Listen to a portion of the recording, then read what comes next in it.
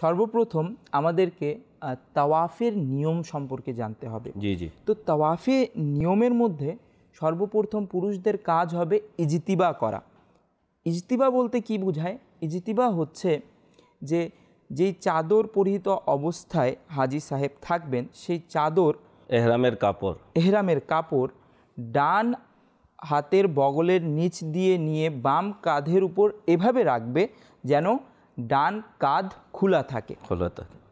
তারপর এই ইজতিবাই অবস্থায় কাবা শরীফের দিকে মুখ করে দাঁড়াবে। আর কাবা শরীফের উপর মুখ করে এইভাবে দাঁড়াবে সে যেন হাজরে আসওয়াদের বাম দিকে থাকে আর রুকনে ইয়ামিনির দিকে থাকে, দাঁড়িয়ে থাকে। আর হাজরে আসওয়াদ যেন তার বাম কাঁধের সোজাসুজি থাকে। আর তারপর এখানে দাঁড়িয়ে সে নিয়ত করবে। সে কি নিয়ত করবে? সে মূলত তাওয়াফের নিয়ত করবে।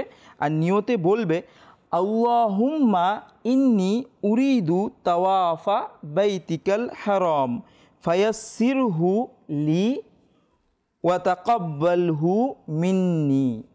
অর্থাৎ, হে আল্লাহ, আমি তোমার ওই সম্মানিত ঘরের তাওয়াফ করার ইচ্ছা করছি, তুমি তাকে আমার জন্য সহজ করে দাও আর আমার পক্ষ থেকে তা কবুল করে নাও। এরপর অর্থাৎ যখন নিয়ত করে নিবে তখন কাবা শরীফের দিকে মুখ করে ডান হাতের দিকে এতটুকু পরিমাণ পথ এগিয়ে যাবেন যেন হাজরে আসওয়াদ আপনার ঠিক সামনে হয়ে যায়। জি, বরাবর যেন হয়ে যায়। জি, আর এটা অতি সামান্য পরিমাণ সরলেই হয়ে যাবে।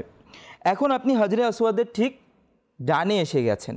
জি জি। হাজরে আসওয়াদের ডানে এসে এই কথাটির বাস্তব প্রমাণ এটাই যে ডানে চলে আসছেন। এর প্রমাণটা কি? দূরে পিলারে যে সবুজ লাইট লাগানো রয়েছে তা ঠিক আপনার পিঠের সোজা পিছনে হয়ে যাবে। এরপর হাজরে আসওয়াদকে চুমন করার পালা, ইস্তেলাম করার পালা। ইস্তেলামের ব্যাপারে কি রয়েছে যে আমাদের প্রিয় আকা মদিনী মুস্তাফা সাল্লাল্লাহু তাআলা আলাইহি ওয়া আলিহি ওয়াসাল্লাম নিশ্চিতভাবে হাজরে আসওয়াদকে চুমু দিয়েছেন। তো হাজরে আসওয়াদকে চুমু কিভাবে দিবেন? উভয় হাত এভাবে কান পর্যন্ত উঠাবেন যেন হাতের তালুদয় হাজরে আসওয়াদের দিকে হয় এবং মুখে এই দোয়া পড়বেন, বিসমিল্লাহি ওয়ালহামদুলিল্লাহ ওয়াল্লাহু আকবার ওয়াসসালাতু ওয়াসসালামু আলা রাসূলিল্লাহ। সুবহানাল্লাহ।